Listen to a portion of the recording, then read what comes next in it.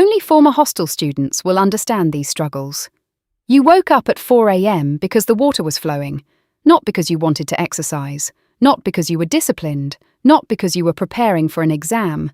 No, you woke up because if you missed that water, you might not bathe until tomorrow. And somehow, hundreds of students received the same revelation at exactly the same time.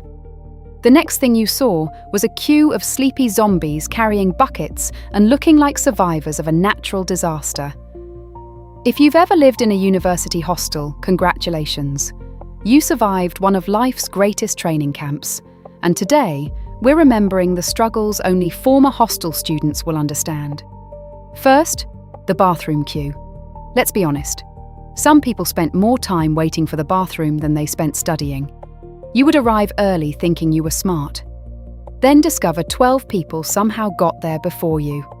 The worst part? The person inside was behaving like they had signed a tenancy agreement with the bathroom. You would knock. No answer. 5 minutes later, another knock. Still nothing. At that point, everybody outside had formed a support group.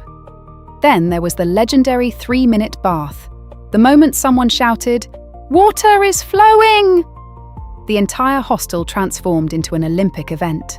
People ran with buckets. People ran with soap. People ran without slippers. You had exactly 3 minutes to bathe before the water disappeared again. And somehow, that was the fastest and most effective bath of your entire life. Now let's talk about food, or more specifically, food theft.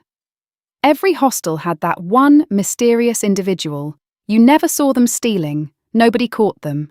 But somehow your biscuits vanished, your noodles disappeared, your drinks evaporated. One day you hid your snacks under the bed, the next day they were gone. At that point, you started suspecting supernatural forces, because there was simply no logical explanation. And because of this, hostel students became security experts. Food inside bags, food inside boxes, food inside buckets, food hidden inside old textbooks nobody would ever open. Yet somehow the thief always found it. Another struggle outsiders will never understand: lack of privacy. In a hostel, privacy was a luxury. If you received a phone call, everybody heard it. If you were studying, somebody was watching. If you were sleeping, somebody was making noise. If you were heartbroken, congratulations. The entire room was now emotionally involved. There were no secrets. Everybody knew everybody's business. Then came the roommate, who borrowed things without asking. You bought a new bucket. Suddenly it belonged to the community. You bought a charger. The hostel government had officially nationalised it. You'd spend 20 minutes looking for your own property, only to discover somebody borrowed it 3 days ago. And forgot to mention it. Of course, we cannot forget the visitors. You entered your room expecting peace. Instead, you found 3 strangers sitting comfortably on your bed. Nobody introduced them. Nobody explained anything. Apparently your room had become a public relaxation centre, and somehow they looked more comfortable than you did. Now let's talk about studying. Because every hostel student knows this struggle. Power outage, exam tomorrow, stress everywhere. And suddenly, darkness. That was when the torchlights appeared. Entire degrees were earned under torchlight. Students revised notes using phone flashlights. Some even became experts at reading in impossible conditions. Looking back now, it's almost funny. At the time, it felt like a national emergency. But here's the interesting thing. As difficult as hostel life was, most former hostel students smile when they remember it. Because those struggles taught us things no classroom ever could. We learned patience from the bathroom queue. We learned resilience from the water shortages.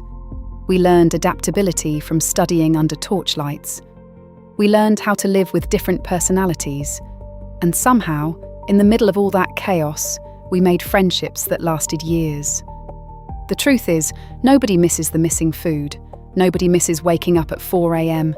Nobody misses the bathroom queue. But many of us miss the people, the laughter, the memories, the stories, and the feeling that every day was an adventure. Those hostel years were messy, they were stressful, they were frustrating.